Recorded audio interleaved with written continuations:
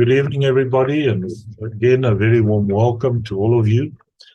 And I am very excited about the fact that the Lord has started to impress upon my heart to speak to you on the different aspects and biblical principles of wealth creation. I want to, if I need to give you a title on what I'm speaking about tonight, you can call it Biblical Principles for Establishing Business Processes for Success in your business. But before I start with the content of what I want to present to you, I want to kind of just speak to you from my heart and say, Yeah. Okay.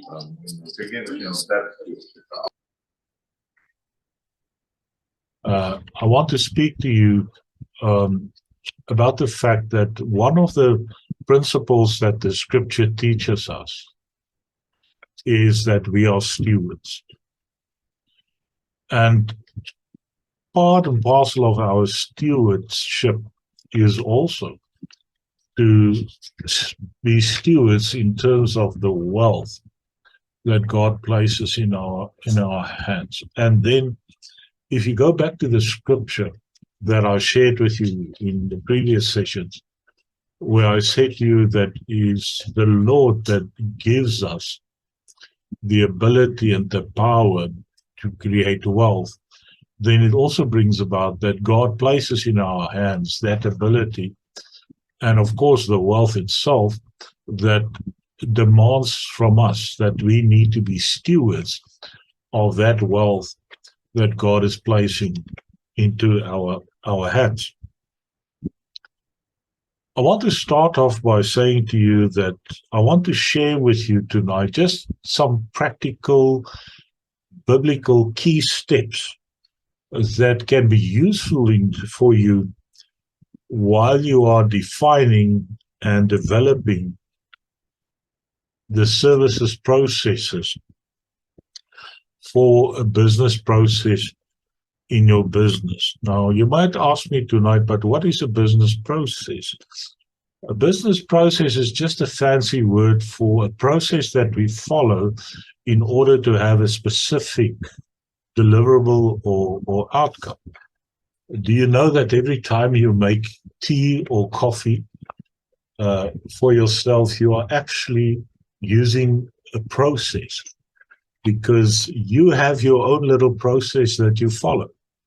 You will pour water in the kettle, you will plug the kettle into the wall, you'll switch it on, you'll wait for it to boil.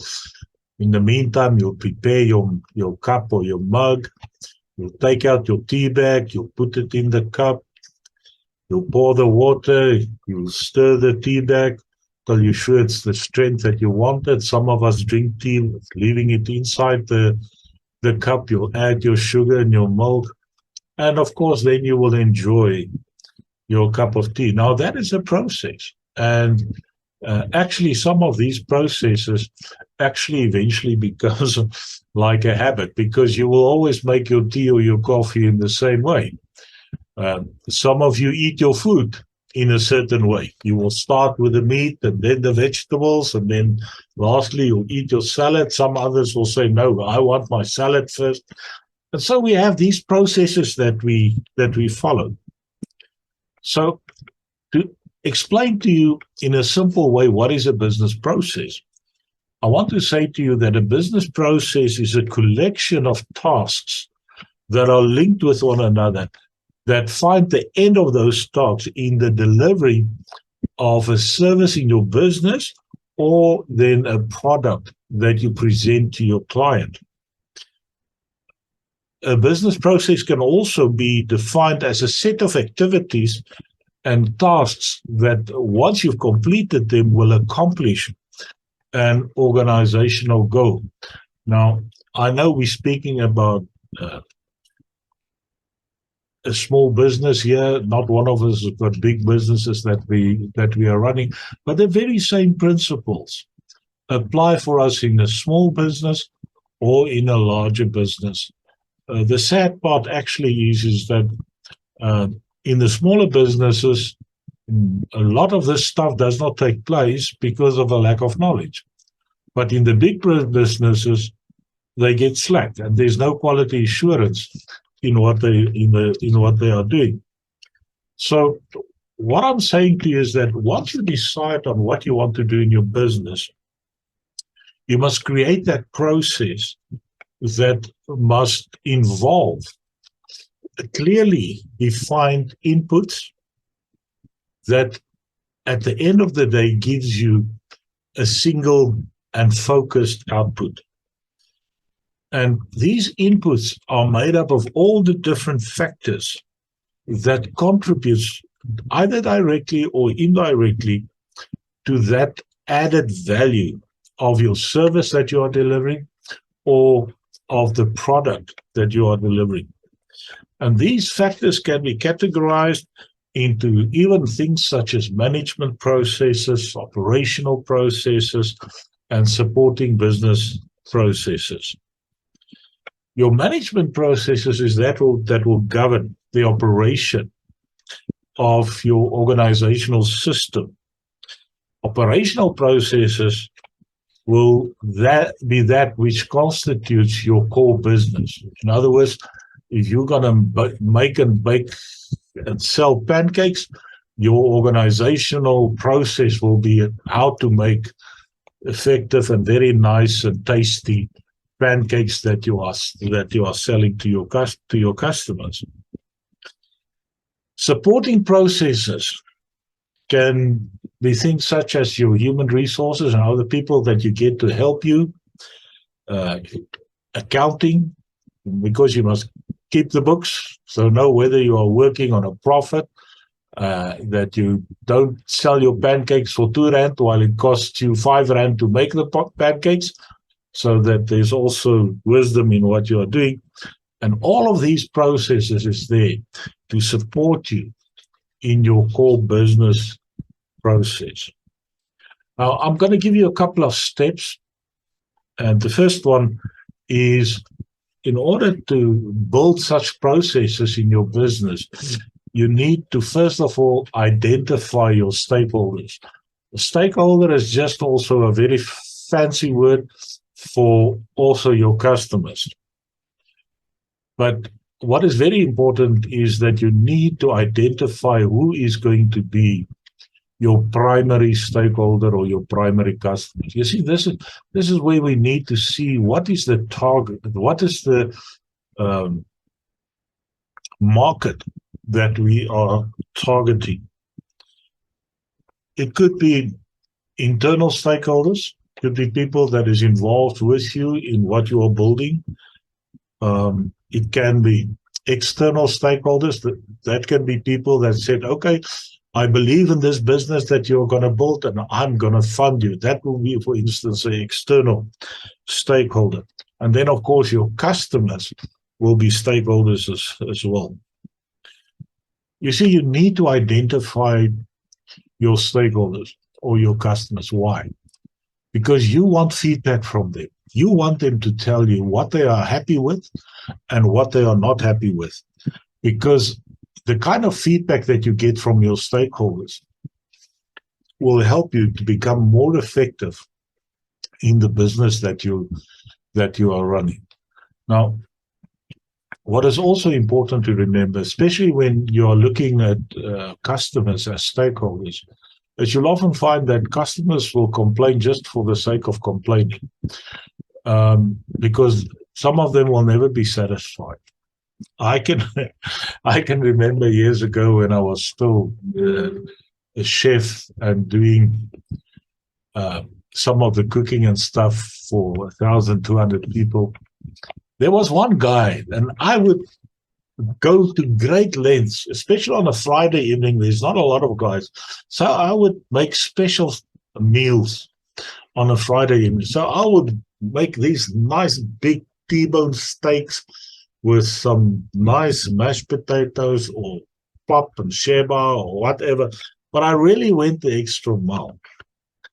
And then there was this one guy that actually every time, another, what I would also serve often would be a whole quarter chicken for the guys on a Friday night. So they really got a good meal, those that were there. And there was this one guy who would always be saying, "What rubbish is this? This food is no good." And in the beginning, I was quite disturbed because this guy was never satisfied. It doesn't matter what I do. We even started preparing Chinese stir fry and serve that. Everybody was crazy about the food we were delivering, except this one guy. And by chance, we actually discovered somebody who knew this guy. And we were just talking about, the reactions that we were getting from the food and all of that. And then this person that comes from the same town where this guy is coming said to us, "You should not listen to the nonsense this guy is talking." I said, "But, we are really worried about this thing that he's never satisfied." And she would say to us, "But I grew up with this guy in town. He was staying in an area of the town that were really, really, really poor. They never had meat on the table. Their meal would consist of making porridge, and if it was a good month, they will mix in some peanut butter or something in there. They didn't even add milk to eat with the porridge." And then we begin to understand that this guy was complaining because he had never known anything better than what he was used to when he grew up as a child. So you're going to find those kind of guys or girls or people or customers in your business that you're building as well. So you also need to discern and test the feedback that you are getting, whether it's really relevant. But don't be like an ostrich putting your head into the ground and say, "I'm going to ignore all the negative feedback that I'm getting about things that is not right or is not the way that it should be."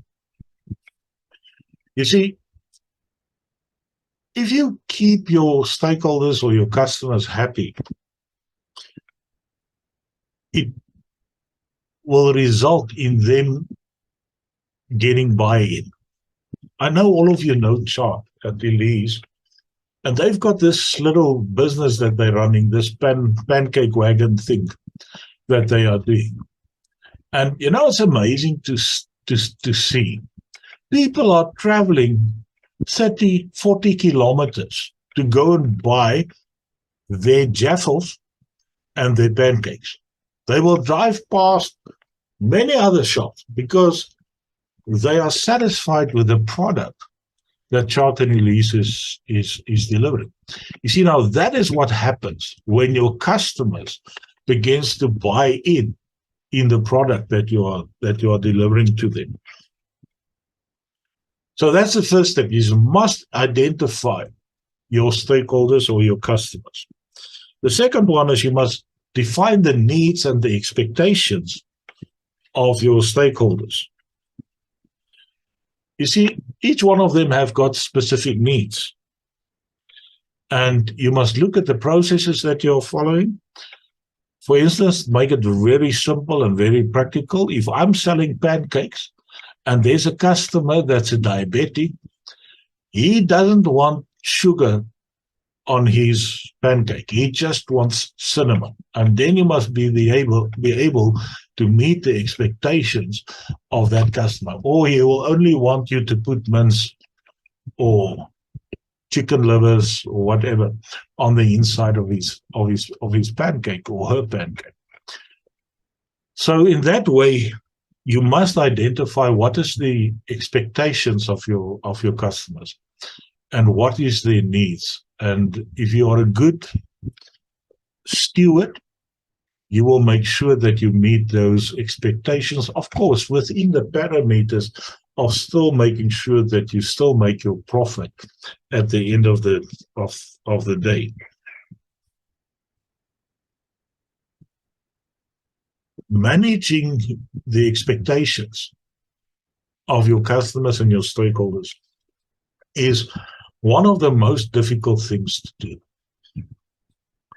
because you've got to keep them realistic. They will tell you, listen, I want to only pay R1 for a pancake, but just the ingredients alone of a pancake will cost you maybe R3.50.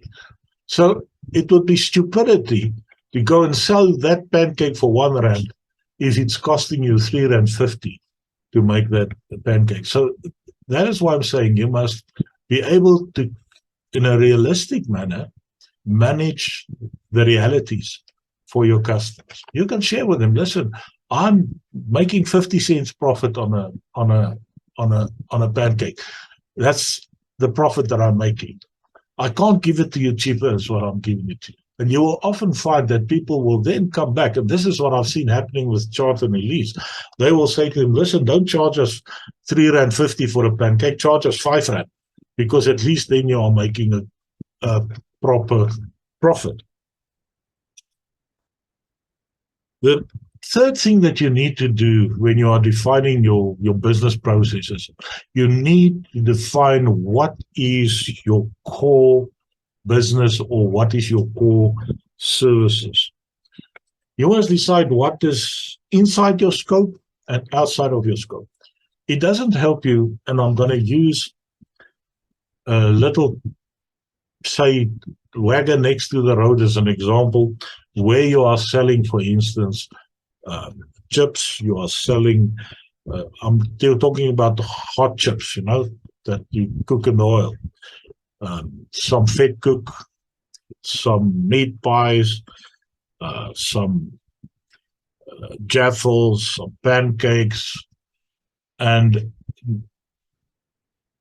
what you need to do now is you can go and you can put a list of all these products that you want to do, but how realistic is that going to be? Because you must remember that in preparing those meals, it's going to cost you money. And if you don't sell all of that which you are preparing, you're running your business at a loss. So you need to go and see which is the products that really works for me. And you can look at what are the kind of things that people really like, but I can't do it every time I'm opening my shop. And for instance, you can say once every 2 weeks, I'm doing a special on curry and rice, or I'm doing a special on pap and chicken livers or something. But you've got to narrow down the products that you're giving, because you must make sure in what you are delivering that you are making a profit on all of that, and that it doesn't help you to say I'm going to sell these food things and then you start selling car parts on the side in your car, because that is not your core business.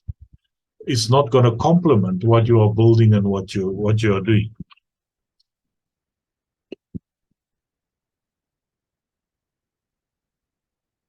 The fourth step that you need to look at is you have to define or measure rather the performance of the core services and the products that you're delivering in your business. How do you measure it? You set for yourself targets.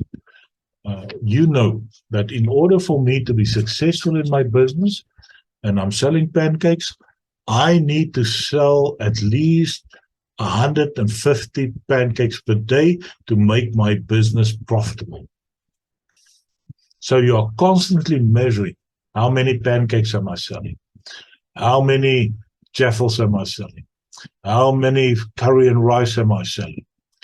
Because at the end of the day, remember, the raw ingredients cost you a certain amount of money, and you must make a profit. Otherwise, you are working for nothing, and your business is not going to grow, and it's not going to be successful. And after a couple of months down the line, those people that invested money in your business, that external stakeholders, is going to lose their money and their investment. And you've got no return on investment that you can give back to them. So you'll see how important it is that when we start up with creating streams of income for ourselves, that we need to look at these kind of things. That is concerning the business processes. So I just want to see how late it is. Okay, I've got some time. I want to quickly share with you some biblical principles that you can apply in your business. And guys, these principles applies to every aspect of your life. It can be in ministry, it can be in the small business that you are running. These are principles, that is biblical principles, that will ensure for yourself success, whether it's in the ministry, whether it is in that business that you're running. The first principle is you always must do more than what is expected and anticipated from you, from your customers. In Matthew 5 verse 41, it says, and I would encourage you to write down the scriptures as I quote them, so that you can go back and go and revisit these scriptures and go and meditate on them. It says, and whoever compels you to go 1 mile, go with him 2 miles. So go further than what your customer expects from you. We see that Jesus gave this principle to his followers as a way in which they separated themselves from the culture in which they were living in order to help others to see Jesus more clearly. And in business, we also need to separate ourselves from other businesses, that others can see our business more clearly as we demonstrate kingdom principles in our business. The second principle that I want to give to you is that we always put people first by thinking of your customers. In other words, you first think of your customer. In Luke 6 verse 31, it says, and just as you want men to do to you, you also do to them likewise. Think about it. If you are a customer, how do you want to be treated? How would you like a business owner to treat you? This concept is basically boils down to one thing, and that is to consider others first before you consider yourself. You see, if you're a wise business leader, as a business, your business will always treat others as they would like to be as you would like to be treated. You see, if you don't think of your customers in the service that you are providing, your customers will not be thinking of you.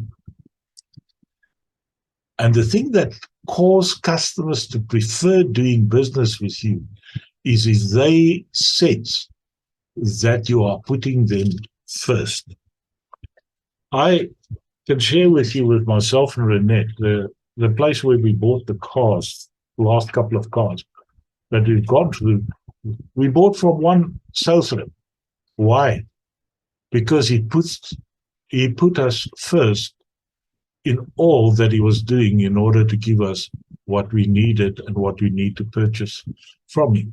Even today, and it's a year later, he's still phoning me, asking me, are you still satisfied? Is there anything that I can do for you? He knows I'm interested, for instance, in a roof rack for the bucky.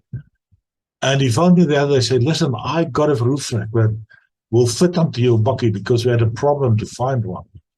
And so he was finding out the price and negotiating the price and doing all kind of stuff to help me. Now, that is the kind of service that causes a customer to continuously come back to you because you know, or that customer knows, that you are placing him or her first.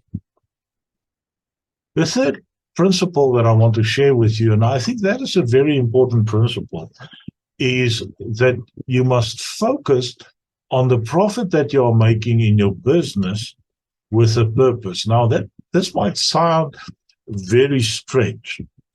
Let me first give you the scripture, then explain.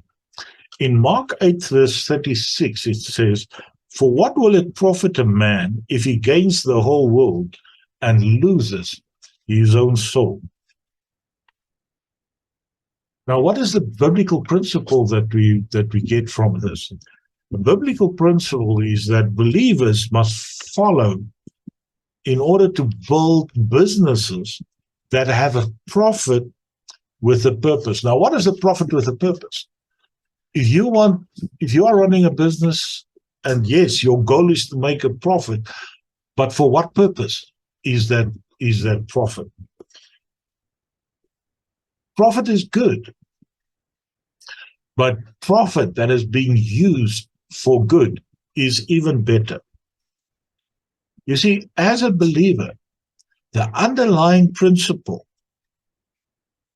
for purpose in your business for profit must always be to fulfill the purpose and the vision that God has birthed in your heart.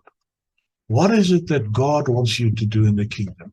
So when you have a business and you are running a business and you're making profit, the profit that you make from there need to be allocated for the purpose and the vision into which God has called you. Yes, of course, there's going to be a portion of that that goes into sustaining you and all of that.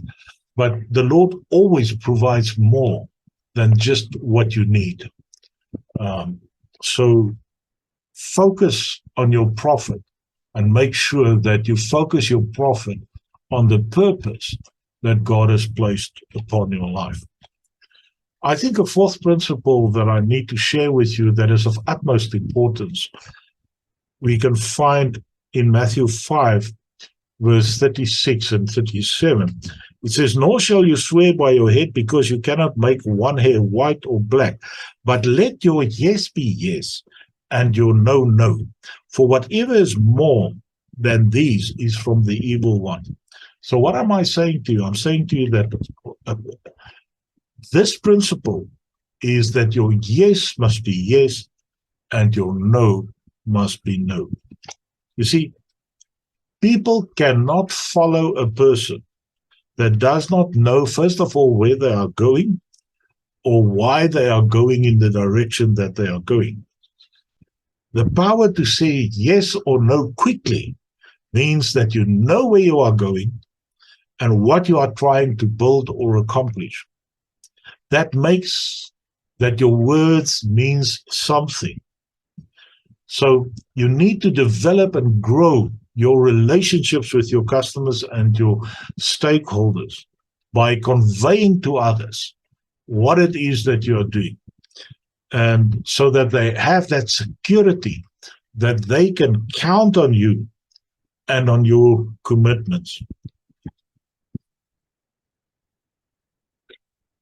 The sad part is that if you speak to the people in the business world, and I'm sure Sydney here will also be able to testify a lot about that, is there's many businesses that doesn't want to do business with Christians. Why? Because they make promises that they do not keep. And you need to understand that if you are a business leader, that you lose your influence with your customers if you commit yourself to aspirational yeses. In other words, you say yes to them, but deep in your heart, you know you cannot deliver. You must know when to say no to your customer and be quick to say yes when you're faced with a decision to make, or even no, to tell that customer, sorry, I'm sorry, I'm not able to be able to deliver this product to you by tomorrow. However, I can do it by Friday or Monday or whatever the case might be. And then the other very important principle, and I've basically touched upon it when I started speaking to you tonight, is that you must move in your business from being the owner of the business to being a steward. In Matthew 25:23, it says, his Lord said to him, "Well done, good and faithful servant. You have been faithful over a few things. I will make you ruler over many things. Enter into the joy of your Lord." And I want to say to you, when you are involving yourself in your business, practice steward leadership. Use your resources wisely. Don't waste it.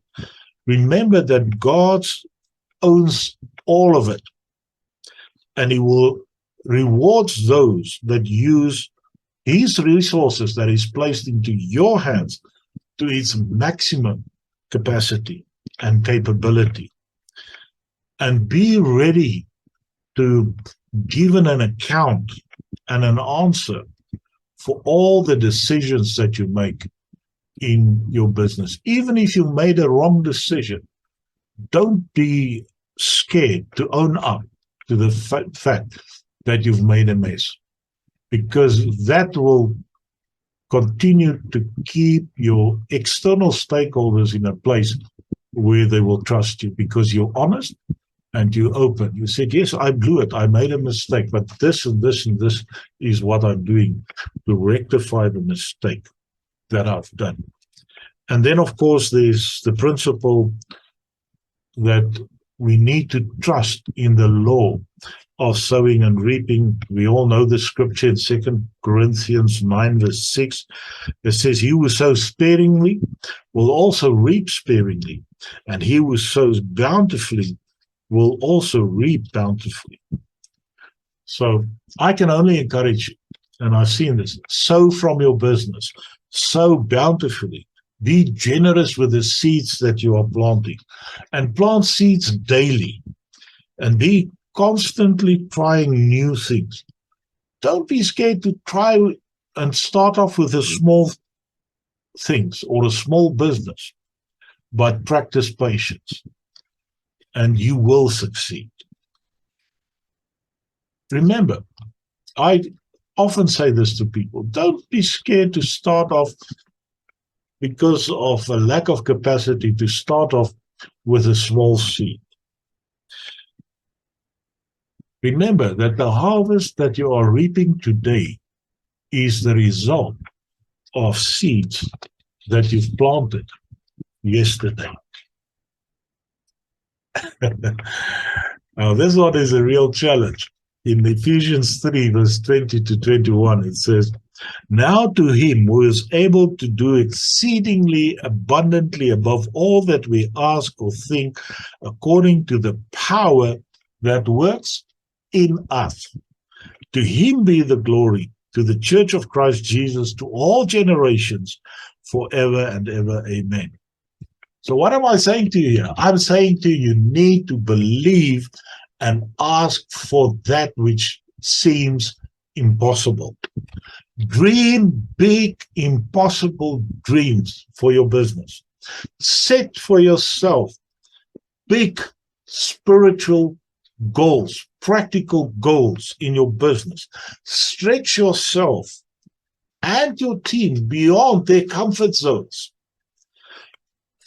Be innovative. Find new ways on how to look at old problems. Embrace belief. Pray big prayers and expect bigger answers. You know, if you know the heart of God and the character of God, you will know that God wants to do things that amazes us. Dream big and ask God to do more than what you can ask or dream. You see, a big vision will inspire people and it will attract people to you. Supersize your thoughts and your beliefs. And remember this principle. What seems impossible with man is possible with God. God wants us to be in that place where we confess and say, Lord, this is impossible. It's only you that can do this. Then we are beginning to make an impact. And then the next principle, and we are well aware of this principle, is that we need to build transgenerationally. In Proverbs 4, verse 25 to 27, it says, let your eyes look straight ahead and your eyelids look right before you. Ponder the path of your feet and let all your ways be established. Do not turn the right, to the right or the left. Remove your foot from evil. I want to encourage you, work on big 7-year projects. Always do the right thing. Know what is your core values and what is your core beliefs. Be forward thinking. You need to be thinking 7 years ahead in the business that you're building. Make decisions today with having your tomorrow or a year later in mind of where you need to be and where you want to be. Prepare for your future. Prepare for the future by making the right decisions today, and know the foundation upon which you are building. Don't waste your time by building things that won't last the test of time. Building on the right foundation will help your business to stand through the storms of market changes. A key to building a great business is to act with integrity in all situations. Integrity, of course, means doing the right thing in all situations, all the time. Remember, our destiny unfolds in the future, but it is shaped by the decisions that you and I, that we are making today. So make sure that you build transgenerationally. What am I saying to you? I'm saying to you, make sure that you train people that can take and run the business after you are gone. The same principle as sonship. Build in the same model and you will be successful. Then, the 9th principle that I want to share with you is that you must know the order of things and then work that order. The scripture you all know, Matthew 6, verse 33, that says, "Seek ye first the kingdom of God and his righteousness, and all these things shall be added unto you." You must continuously strive for clarity. Seek first what is it, the principles of God and his kingdom.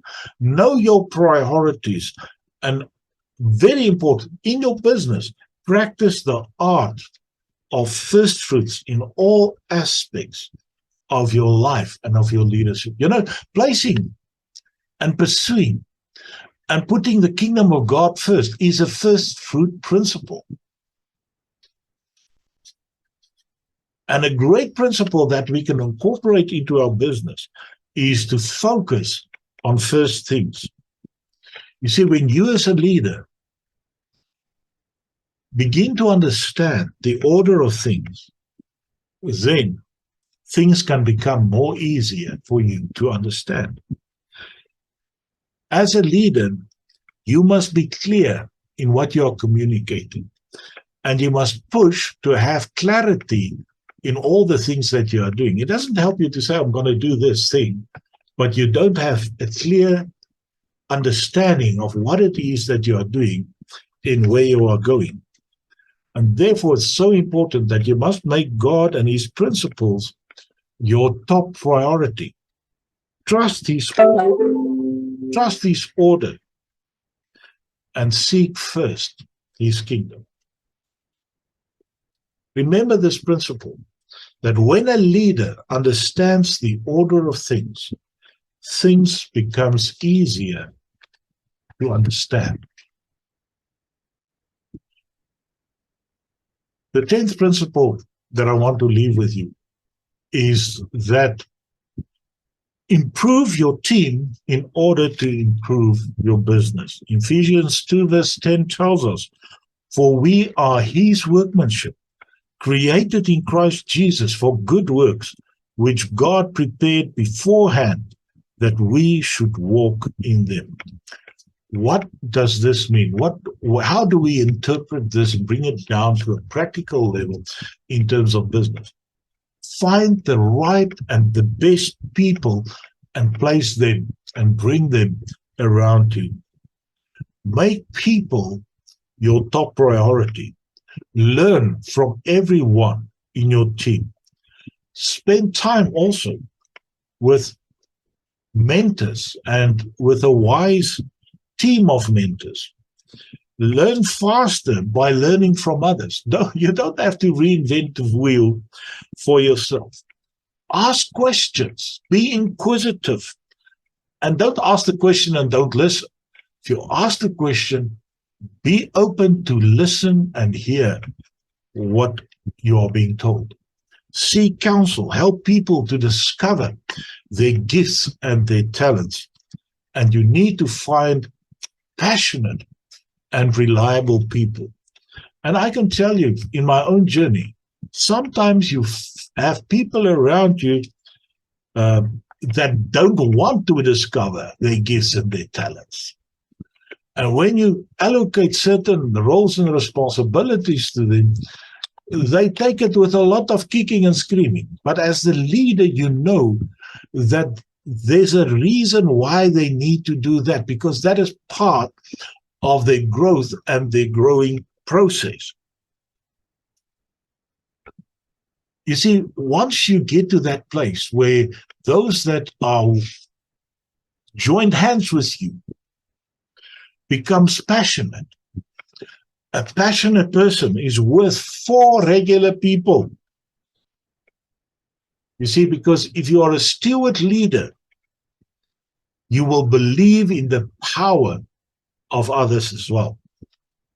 Remember this principle, that when your people that you employ gets better, your business gets better as well. And it's the same in ministry. When your sons get better, your ministry gets better. Come on, guys. Then the 11th principle is don't procrastinate. Do things today that will impact both your today and your tomorrow. Matthew 6:21 puts this quite clearly to us. It says, for where your treasure is, there your heart will be also. What am I saying to you? I'm saying to you, you need to invest wisely. Don't forget to also invest in yourself. Make the right investments to keep your business growing. Invest in those that are working for you. Invest in your people. Invest to grow your commitment and your passion. If you do that, you will see that these good investments will set the direction and the path of your business to ensure that there's growth and that there's development. You see, when you neglect your business, it is doomed to shrink and to die. You've got to constantly give attention to your business. If you are in ministry, same principle applies. You constantly need to give attention to your ministry.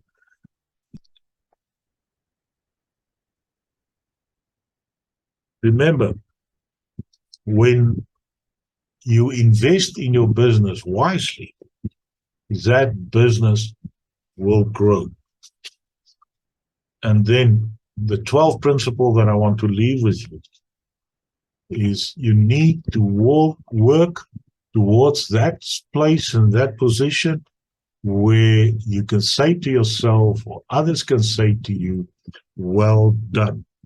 Colossians 3 verse 23 to 24 tells us, and whatever you do, do it heartily as to the Lord and not to men, knowing that from the Lord you will receive the reward of your inheritance, for you serve the Lord Christ.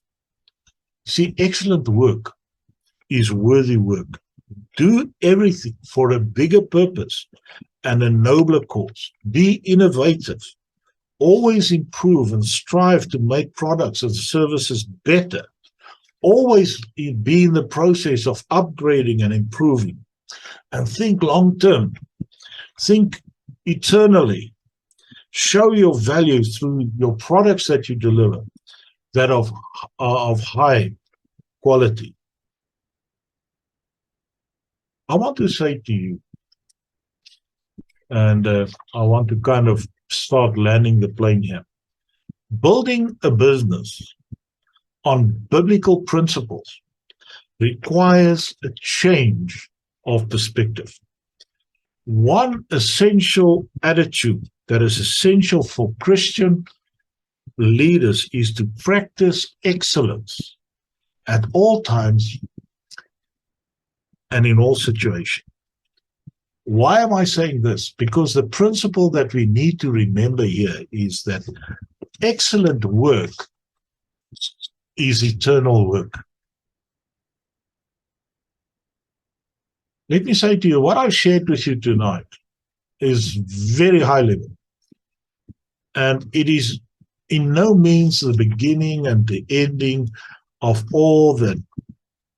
But I want this to just serve as a basis from where you can begin to plan and to grow your business, your ministry, whatever it is that God is speaking to you about in terms of what I am sharing with you. So it's my prayer that the Lord will bless you as you revisit these principles, as you meditate upon them, and as you grow them.